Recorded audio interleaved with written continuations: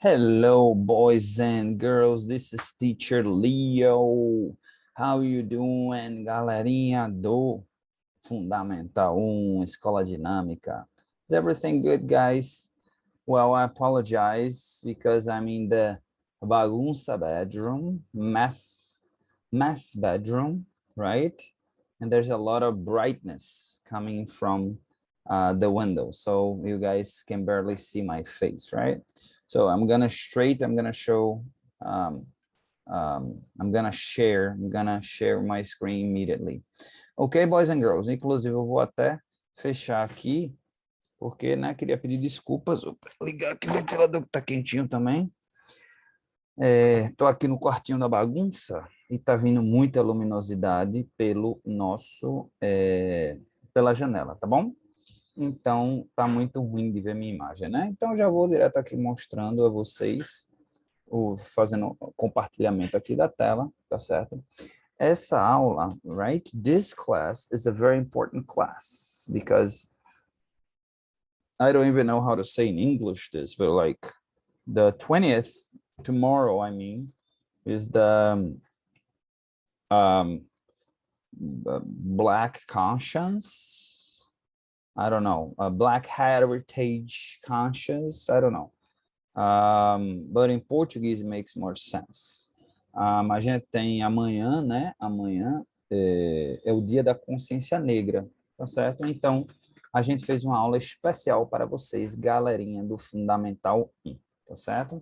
Então, a gente, né? Na verdade, é que amanhã é o Dia da Consciência Negra. Vocês devem ter trabalhado isso na sala de aula, tá certo? Com os professores de vocês. Certamente trabalharam com o Teacher Natalie, né? Que é professora de geografia, história, então por aí vai. E a gente vai ver também, mas a gente vai ver sobre a perspectiva de países falantes da língua inglesa, tá? Então, no caso, a gente vai falar aqui de um que é muito importante, inclusive, né? Ele serve de base, né? Ele inspira, né? Digamos assim, ele influencia muitos outros lugares ao redor do mundo, que é o Civil Rights Act, né? Nos Estados Unidos aconteceu, né, ali na década de 70, na verdade, isso começa antes, começa ali no fim da década de 50, a gente vai ver essa cronologia toda, tá certo? Dos movimentos de direitos civis, né? Os civil rights, né? E ele culmina aí em 1964 com o Civil Rights Act, né? Então, Civil Rights Act, né? A gente selecionando aqui, ó, e colocando a tradução, a gente traduziria para, né, Lei dos Direitos Civis, Lei dos Direitos Civis de 1964, tá bom?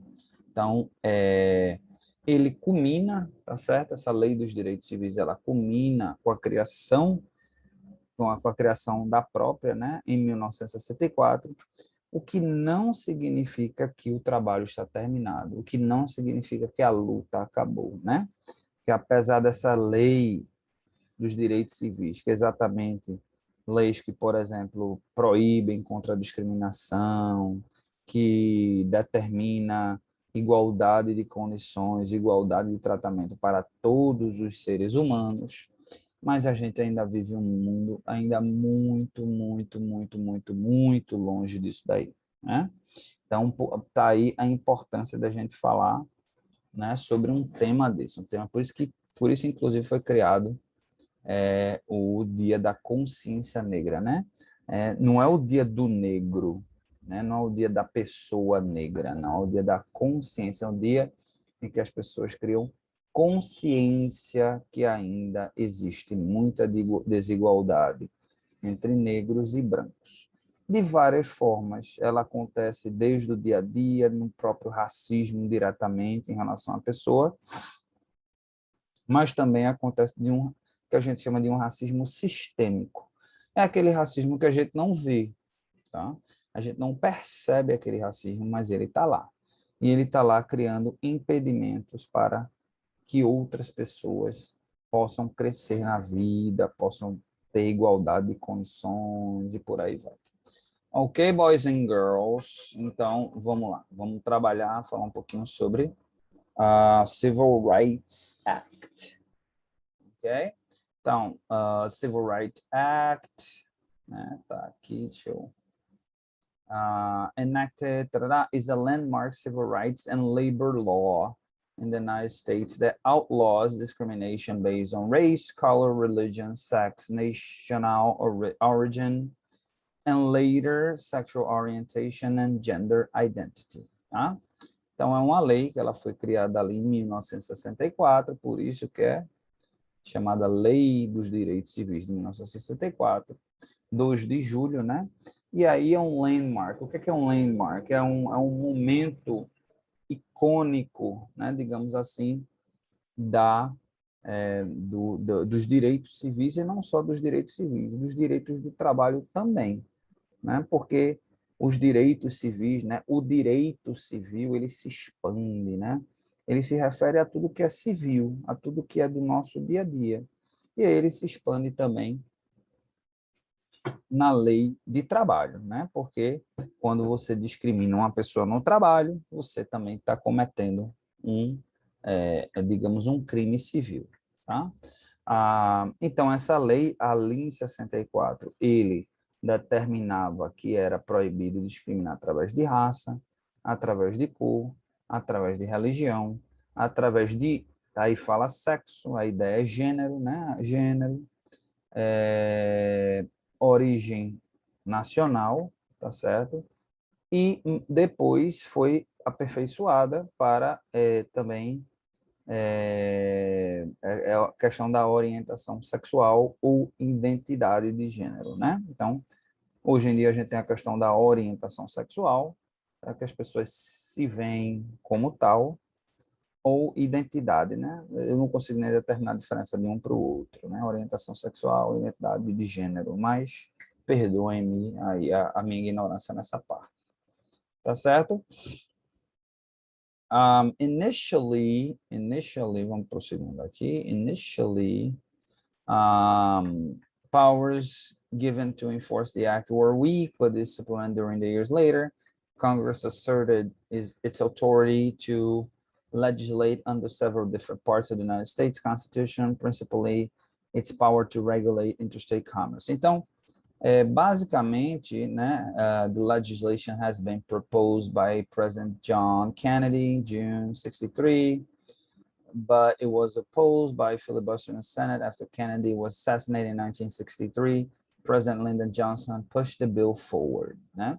Então você vê, gente, hoje a gente vive até um momento assim, digamos assim, não igual, mas um momento também de muita tensão, né? A gente vive muita tensão, essa tensão política, né? E você vê como grandes eventos tiveram que acontecer para que uma lei dessa fosse passada. Então, você veja a dificuldade da humanidade de querer evoluir, né? De ir em busca de algo melhor, de uma lei que faz todo sentido, tratar as pessoas de maneira igual. Qual o problema nisso? Onde é que está, né, a grande genialidade disso daí? Não, nenhuma. Né? É uma coisa tão senso comum, né, nos dias de hoje. Não, o ser humano tem que ser tratado de uma forma igualitária. Mas a verdade é que as pessoas lutaram para que isso não acontecesse e até hoje, em se tornando lei, ainda não é uma realidade. Então, a gente ainda tem muito o que evoluir nesse sentido, né? Então, o que foi que aconteceu, né? Uma celebridade gigantesca que era Martin Luther King, né? Que era um pastor da época, foi assassinado, teve que ser assassinado. O próprio presidente, um dos presidentes, né? Que inclusive marcou a história dos Estados Unidos, que foi John Kennedy, teve que ser assassinado, né? John Kennedy tentou passar essa lei antes de ser assassinado, mas não conseguiu passar pelo Congresso, né?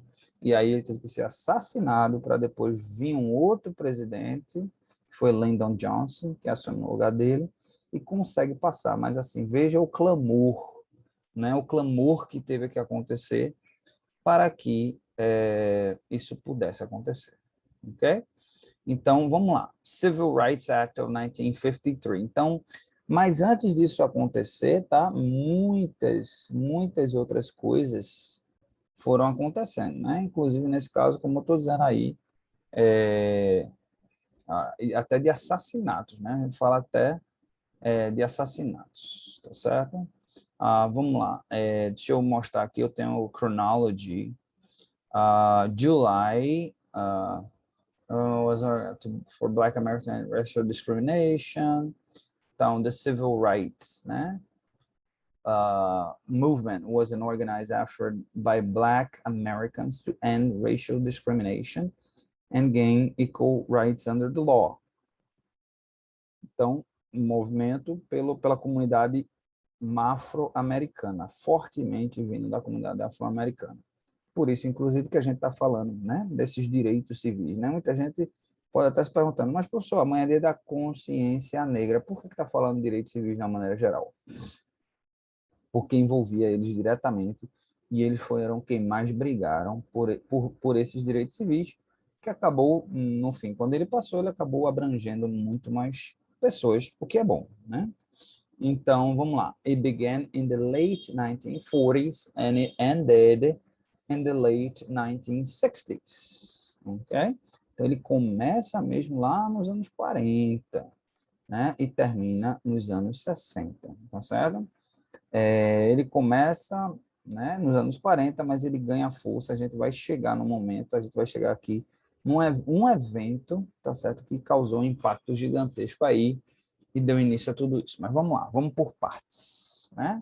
Então, July 26, 1948, President Harry Truman issues Executive Order 9981 to end segregation in the armed forces. Então, Harry Truman, um presidente americano, tá certo? Ele determina uma ordem executiva que é o equivalente, né? Aqui a nossa medida provisória. A diferença da ordem executiva para a medida provisória, eu estou falando aqui, deve estar muito complicado para vocês, né? Vou tentar falar de uma forma que vocês consigam compreender. A medida provisória, boys and girls, é como se fosse uma lei que o presidente da República cria aqui no Brasil, tá certo? Ele pode, numa canetada, criar uma lei, certo?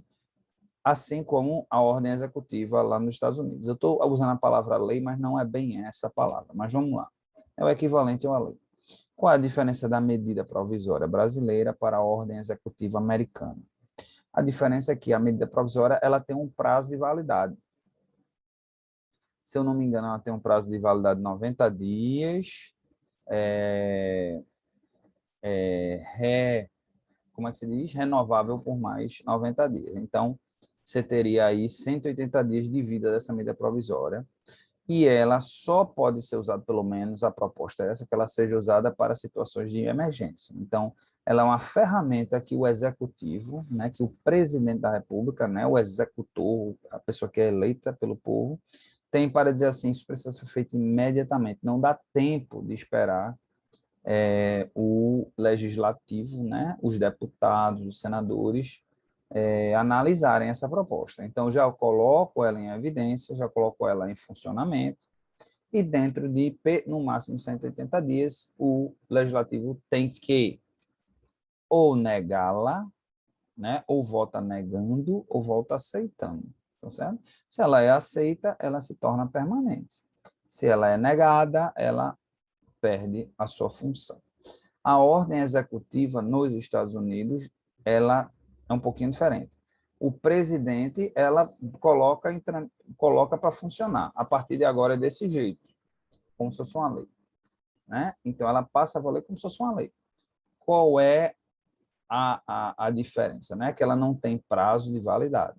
Ela fica valendo até alguém, digamos assim, desfazê-la, né? Então, enquanto o presidente estiver exercendo o cargo, ele não vai desfazer uma própria ordem, a não ser que ele verifique que depois não faz sentido. Mas aí, enquanto ele estiver no cargo, geralmente cria-se a ordem executiva e fica. Qual o problema disso daí? É que ela é uma ordem executiva, ela pode ser derrubada a qualquer momento. Então, como a proposta, e nos Estados Unidos funciona muito bem isso daí, né? Essa alternância de poderes. O que é a alternância de poderes, né? Uma hora vai para um espectro da política, um lado da política, outra hora vai para outro. Então, os Estados Unidos ele tem vários partidos políticos, mas assim, majoritariamente são dois, né? O Partido Republicano e o Partido Democrata, tá certo?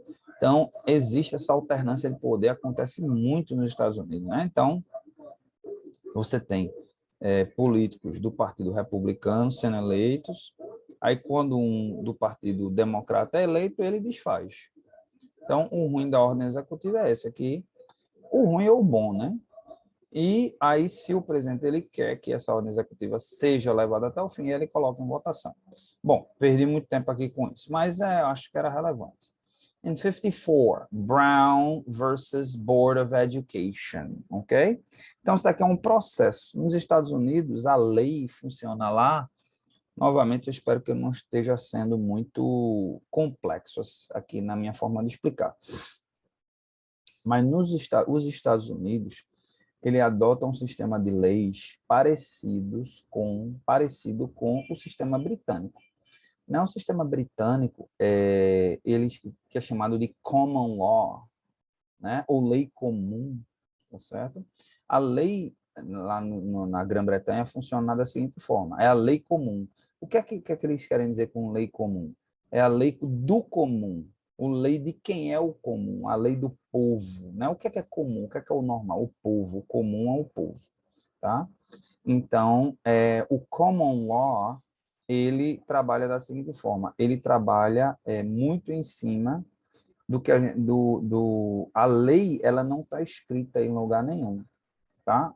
Só existe um documento, tá certo, na lei britânica, que é a Carta Magna, né? Que é a carta que cria esse formato, né? A Magna Carta, por que eles chamam de Magna Carta, não sei, mas Magna Carta, em que cria isso daí. Então, ela funciona em cima da doutrina. O que é a doutrina?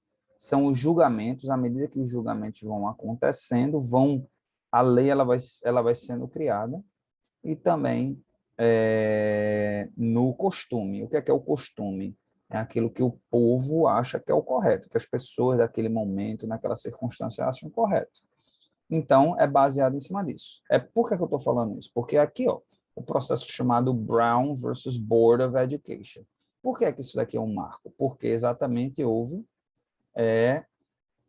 um processo que foi bater na Suprema Corte, que é o equivalente ao nosso Supremo Tribunal Federal, tá certo? Que acabava, né, effectively ending racial segregation in public schools. Many schools, however, remained segregated. Então, esse processo em 1954 determinava que, pelo menos em escolas públicas, a segregação racial deveria parar. O que é que significa isso? Que crianças negras e crianças brancas deveriam estudar na mesma escola, receber as mesmas oportunidades, quando isso não acontecia antes.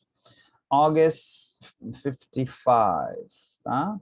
A 14-year-old from Chicago was brutally murdered in Mississippi from allegedly flirting with a white woman. His murderer or acquitted.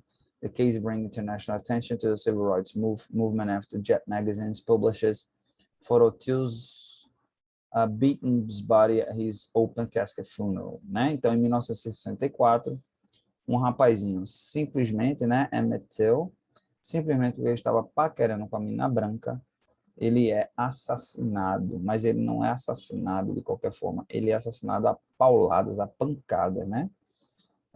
Por, obviamente, grupos racistas, né? Segregadores.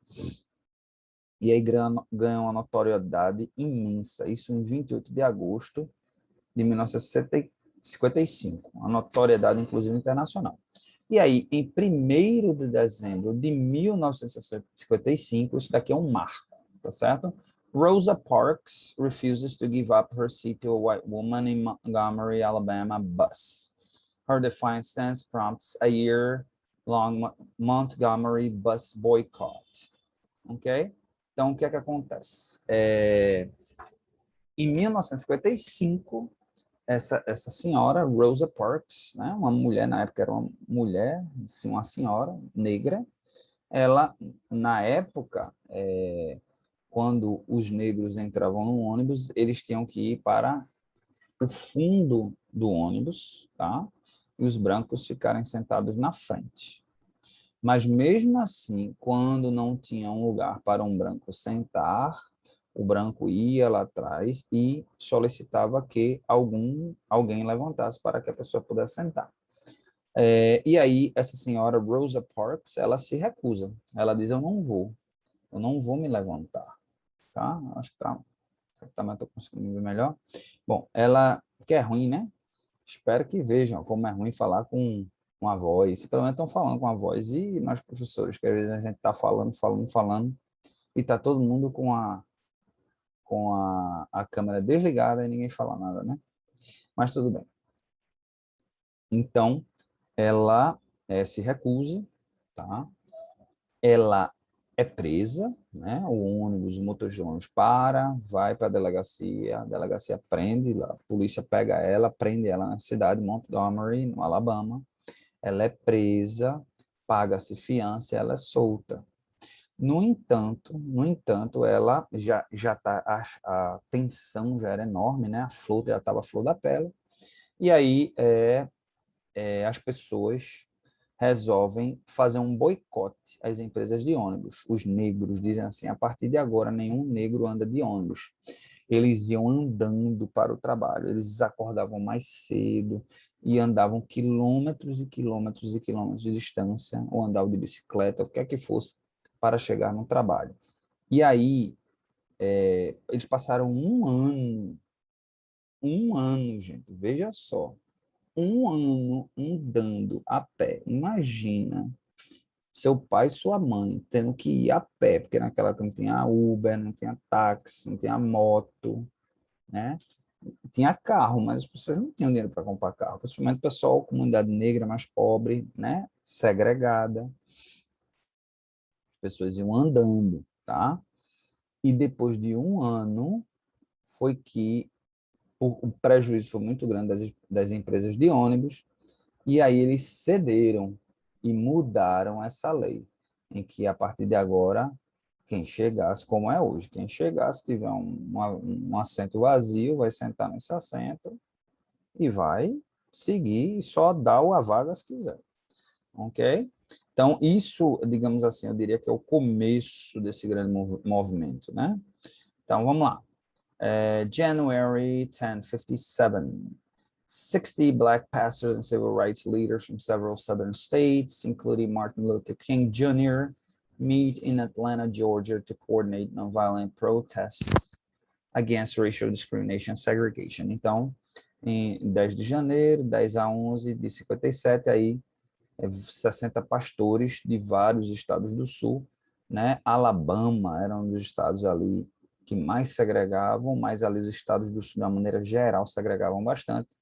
E Martin Luther King, que é da Geórgia, se não me engano, ele é um pastor de Atlanta, na Geórgia, coordena esse movimento aí, né? Então, surge aí como uma figura nacional Martin Luther King, isso é importante, né?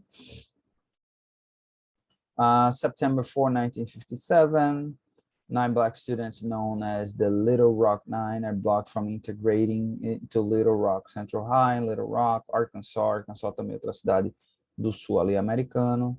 President Dwight Eisenhower eventually sends federal troops to escort students, however, they continue to be harassed. Então, nessa escola, 9 estudantes negros, né? Isso é muito chocante, né, gente? É chocante demais, assim, a comunidade impedindo 9 crianças de irem para a escola, para aquela escola específica, e essas crianças terem que ser levadas por policiais, né, serem protegidas por policiais para poder entrar numa escola para estudar. Inclusive, tem uma imagem de uma menininha, um vídeo, não dá para mostrar vídeo aqui, mas de uma menininha, assim, ela sendo levada por policiais, e são, assim, marshal, né? Não é qualquer tipo de policial, é o tipo de policial especial, assim, federal, que é Marshall, eles chamam de Marshall, que levando assim, sendo levado por dois brutamontes assim para a escola para poder estudar. E ela super assustadinha assim, e pequenininha assim, menos de 10 anos assim, coisa incrível, né? Então a gente tem 57, signed the Civil Rights Act of 57 to law, help protects voter rights. 60, 1960. Em Greensboro, inclusive já tive nessa cidade aqui na Carolina do Norte. Four African American college students in Greensboro refused to leave Woolworth whites only lunch counter without being served. Greensboro 4 were inspired by the non-violent protests of Gandhi. E aí também se recusam, eles, whites only, né? Estavam no restaurante apenas para brancos. Ainda existia isso. Vê que coisa incrível, né? Tinha comércio e tinha escrito whites only, significa que só quem é branco seria servido ali. 4 estudantes universitários, eles entram e dizem que só saem depois que forem servidos. E aí também cria um bocado de tumulto ali, se inspiram em Mahatma Gandhi, lá na Índia, para fazer isso.